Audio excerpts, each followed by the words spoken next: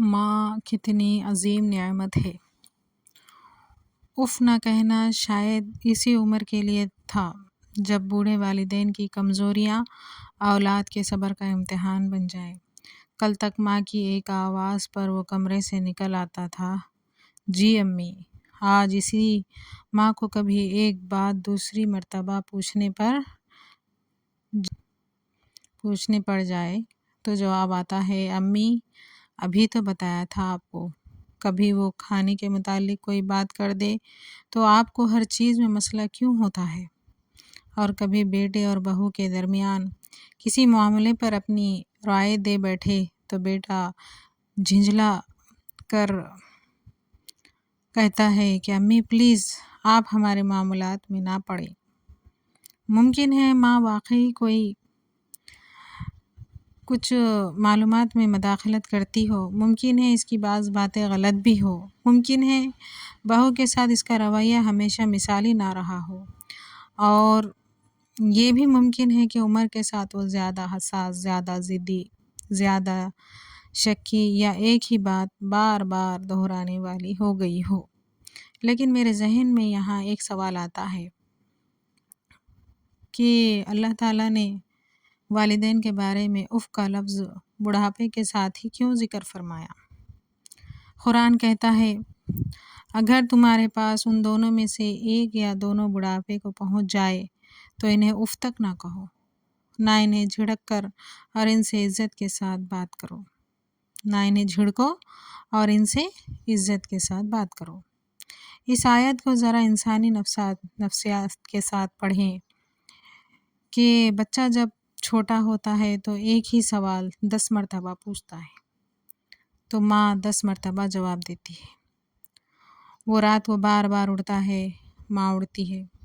कपड़े ख़राब करता है, माँ साफ़ करती है। बीमार होता है तो चिड़चिड़ा हो जाता है, माँ बर्दाश्त करती है। चल नहीं सकता तो उंगली पकड़ाती है, खा नहीं सकता तो अपने हाथ से खिलाती है। फिर वक्त एक अजीब दायरा मुकम्मल करता है, वही माँ बूढ़ी होने लगती है। अब वो एक बात भूल जाती है, एक सवाल दोबारा पूछती है, किसी छोटी सी बात पर परेशान हो जाती है, मोबाइल समझ में नहीं आता, और दवाई का वक्त भूल जाती है, चलते हुए सहारा चाहिए। कभी आवाज़ ज़रा ऊंची हो जाती है, कभी इसे लगता है कि घर में अब इसकी अहमियत ही नहीं है रही। और यही वो मुकाम है जहाँ औलाद की मोहब्बत सहूलत से निकल कर इबादत बनने लगती है, क्योंकि अच्छे, सेहतमंद, खुश मिजाज और हमारी हर बात मानने वाले वालिदैन के साथ अच्छा सलूक होना निहायत मुश्किल नहीं। असल इम्तिहान शायद तब शुरू होता है जब उम्र इन्हें ऐसा बना देती है कि इनके साथ रहने के लिए हमें अपने मिजाज, वक्त और ख्वाहिशात को थोड़ा सा पीछे करना पड़े। इसलिए अगली ही आयत में अल्लाह ताला फरमाते हैं, और रहमत के साथ आजिज़ी के बाजू इनके लिए झुकाए रखो और कहो, ए मेरे रब, इन दोनों पर रहम फरमा जिस तरह इन्होंने बचपन में मुझे पाला। गौर कीजिए, अल्लाह ताला ने सिर्फ ये नहीं कहा कि इनका खर्च दे देना या इन्हें अलग कमरा दे देना, बल्कि कहा कि इनके सामने अपने आप को नरम कर देना, क्योंकि बुढ़ापे में वालिदैन को सिर्फ दवा और पैसे नहीं चाहिए होते, इन्हें ये एहसास भी चाहिए होता है कि मैं अब भी अपने बच्चों के लिए बोझ नहीं हूँ। लेकिन मसला वहाँ संगीन हो जाता है जहाँ सास बहू के इख्तलाफ में बेटा भी फरीक बन जाए। सास और बहू के इख्तलाफात हमारे मुआशरे में नए नहीं हैं। कभी सास ज़्यादती करती है, कभी बहू, और कभी दोनों एक दूसरे को समझ नहीं पाते। लेकिन सबसे ख़तरनाक सूरत शायद वो है जहाँ एक मर्द मसला हल करने के बजाय किसी एक फ़रीक का सिपाही बन जाता है, ख़ास तौर पर जब बीवी के साथ ताल्लुक़ बचाने के नाम पर वो अपनी माँ को ज़लील करना शुरू कर दे। बीवी शिकायत करती है, आपकी अम्मी ने आज फिर ये कहा। वो मसला समझने के बजाय सीधा माँ के कमरे में जाता है और अम्मी आपको आखिर सुकून क्यों नहीं है। फिर आहिस्ता आहिस्ता एक इत्तेहाद बन जाता है, एक तरफ मियाँ बीवी, दूसरी तरफ एक बूढ़ी माँ। اس کی بات یہ دونوں آنکھیں ملاتے ہیں، اس کی کسی عادت پر دونوں ہنستے ہیں اور اس کے آنے سے گفتگو رک جاتی ہے، کوئی فیصلہ ان سے شیئر نہیں کیا جاتا، کبھی تانے، کبھی خاموشی، کبھی نظر انداز کرنا، کبھی ایسی باتیں جنہیں باہر سے دیکھنے والا بدتمیز بھی نہ سمجھے، لیکن اندر بیٹھا انسان روز تھوڑا تھوڑا ٹوٹتا رہتا ہے۔ یہ صرف ساس بہو کا جھگڑا نہیں رہتا، یہ ایک ماں اس کے بیٹے کے تعلق کا زوال بن جاتا ہے۔ بیوی کا ساتھ دینا اور ماں کے خلاف ہو جانا ایک چیز نہیں، یہاں ایک اہم بات سمجھنا ضروری ہے۔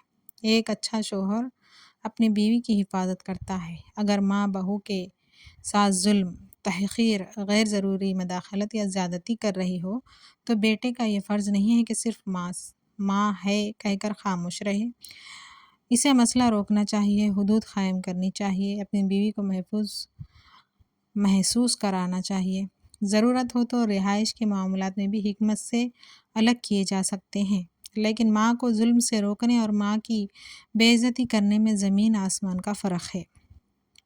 آپ اپنی ماں سے کہہ سکتے ہیں کہ امی یہ بات مناسب نہیں ہوئی، میں چاہتا ہوں گھر میں کسی کی دل آزاری نہ ہو، یہ کہنا ضروری ہو سکتا ہے، لیکن آپ نے ہماری زندگی خراب کر دی ہے، آپ کو ہر معاملے میں بولنے کی بیماری ہے، آپ سے تو بات کرنا ہی فضول ہے، یا بیوی کے سامنے ماں کو ذلیل کرنا، یہ کسی بیوی کے حق کی حفاظت نہیں، یہ ایک حق بچانے کے نام پر دوسرے حق کو پامال کرنا ہے۔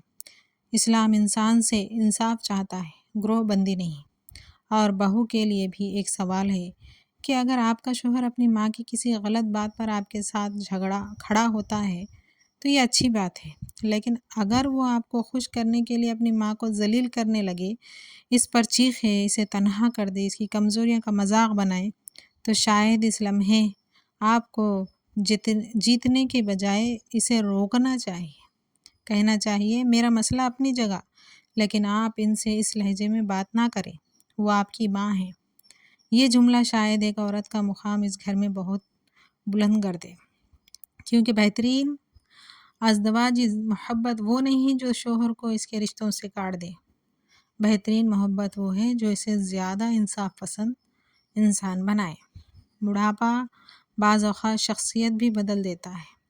ایک اور پہلو سمجھنا ضروری ہے کہ عمر بڑھنے کے ساتھ بعض لوگوں میں جسمانی بیماری، سماعت کی کمزوری، نیند کی خرابی، تنہائی، یادداشت میں کمی، اختیار کھو دینے کا خوف اور دوسروں پر انحصار بڑھ جاتا ہے۔ یہ چیزیں بعض اوقات انسان کو زیادہ حساس یا چڑچڑا بنا سکتی ہے۔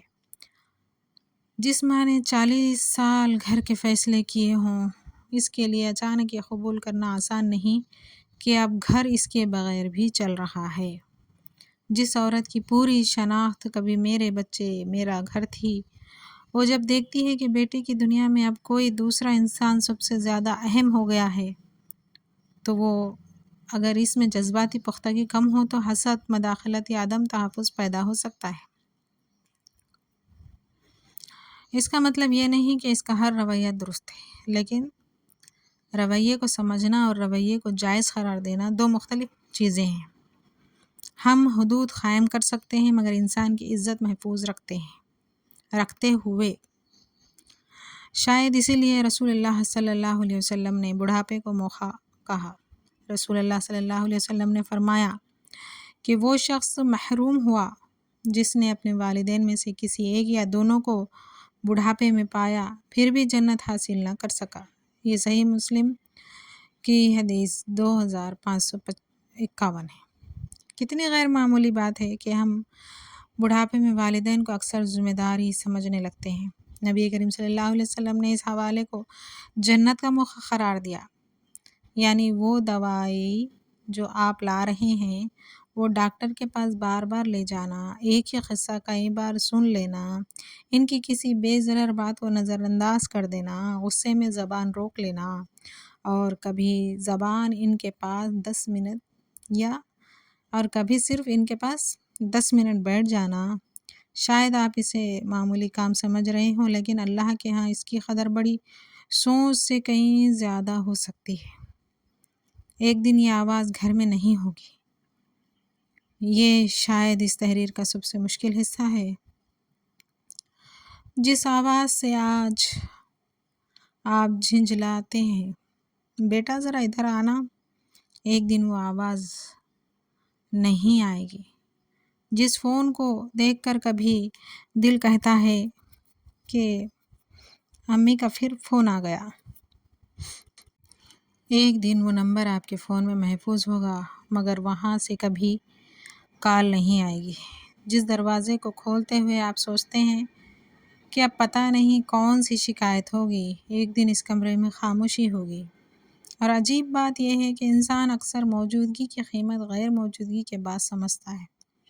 تب شاید آپ کو ان کی بہت سی باتیں بری نہیں لگے گی، تب آپ کہیں گے امی ایسی ہی تھی، اور آنکھیں نم ہو جائے گی۔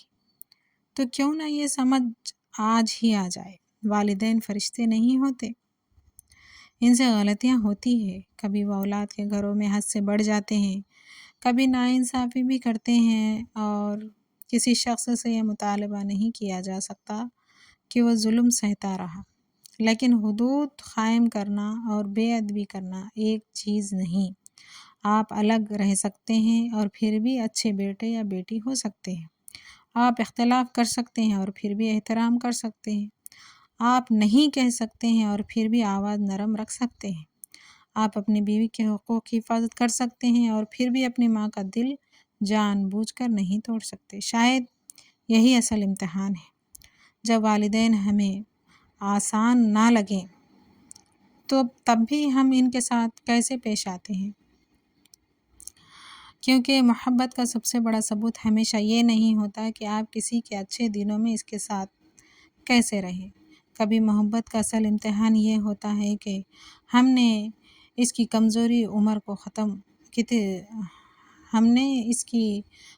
عمر کو کتنی عزت دی، اور شاید اس لیے اف تک نہ کہنا اس عمر کے لیے تھا، کیونکہ اللہ جانتا تھا کہ ایک دن وہی ماں باپ جنہوں نے ہماری ہر کمزوری برداشت کی تھی، اپنی کمزوریوں کے ساتھ ہمارے سامنے کھڑے ہوں گے، اور اس دن امتحان ان کا نہیں ہمارا ہوگا۔ جزاک اللہ۔